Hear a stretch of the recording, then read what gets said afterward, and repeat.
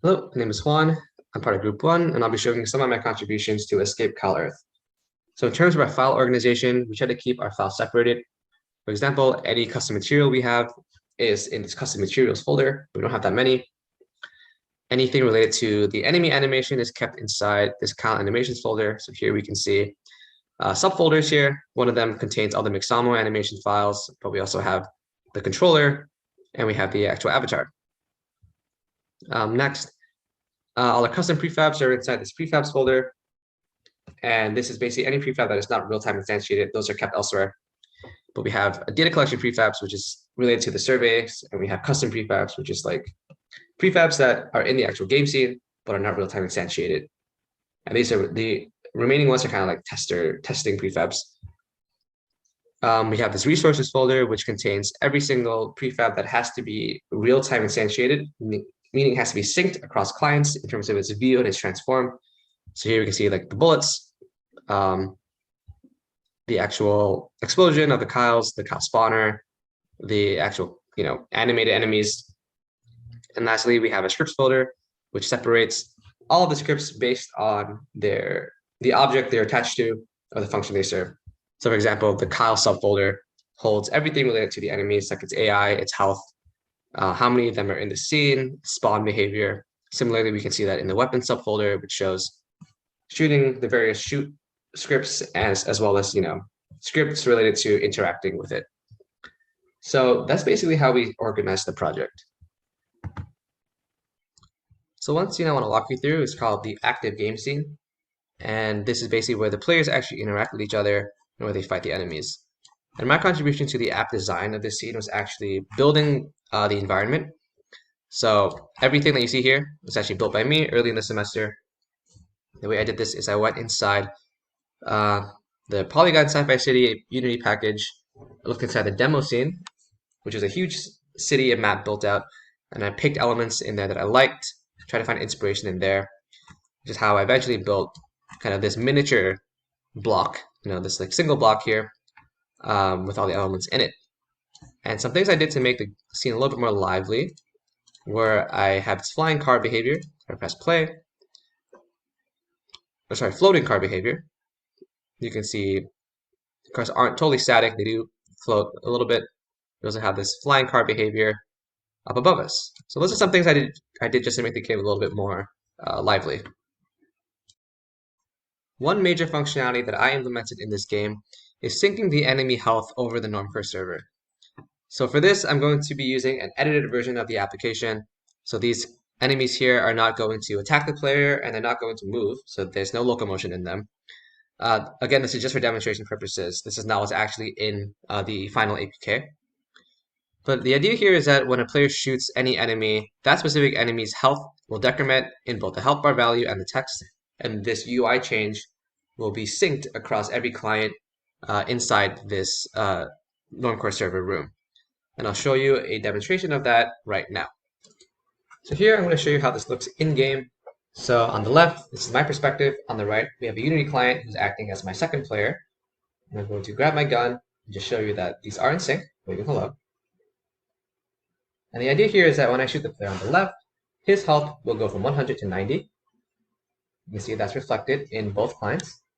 If I shoot him again, his health goes from 90 to 80. And again, we see that it's reflected across both players.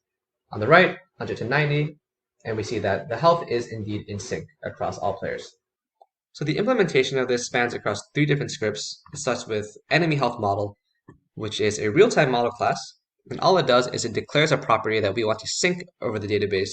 So in this case, I want to sync an enemy health value as an integer as a real-time property. And then all of this code is actually auto-generated by normcore. This value is updated in a controller script called enemy health sync, which is a real-time component. And generally what happens is that when this public function set enemy health is called, we will update the value inside the model. And whenever the model is updated, it invokes this function called onRealTimeModelReplace, which then calls this update enemy health text helper function, which actually updates the UI. So it's this model view controller structure. What this function is called updates the model calls a controller, the controller updates the view.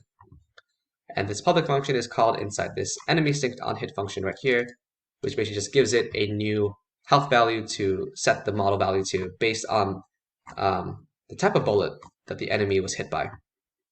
So in terms of scripts that I personally wrote, I did a lot of the normcore implementation for this project. So apart from the enemy health, I also did a similar implementation for player health so that the player wrist health UI is also updated universally across clients as players are hit by enemy bullets. I did some environment work. So this float object to make the cop cars float up and down, and also spawning the flying cars, also written by me. I also wrote these two scripts called enemies killed model, enemies killed sync. This basically is going to sync the number of enemies killed across the server, and that's displayed in this big game canvas here. And this is very crucial for our win condition. The last script I want to mention that I wrote, and I'm going to walk you through it, is called enemy AI. This basically defines the different states that an enemy can be in. So an enemy is spawned inside the game. It's going to enter this kind of dummy idle state. I call it dummy because it will immediately switch to either chasing the player or attacking the player based on the proximity it is to one of the players in the scene. Chasing, obviously, self-explanatory, just walk towards the player.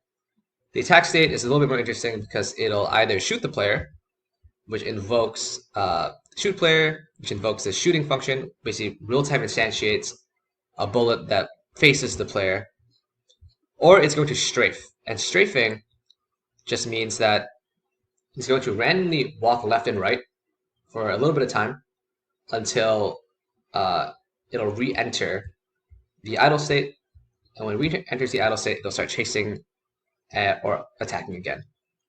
The last state that the enemy can be in is called the take hit state, and this happens when the enemy is hit by a player bullet, as we can see here. And the take hit state is very simple. It basically will play an animation of the enemy being knocked back, and it'll wait for about 2 seconds before it enters the dummy idle state, which then allows it to chase or attack again. There's no dead state in this app relay. When an enemy is killed, it immediately explodes. So that is the enemy AI script. So I hope this video was helpful in showing some of the contributions I made to this project.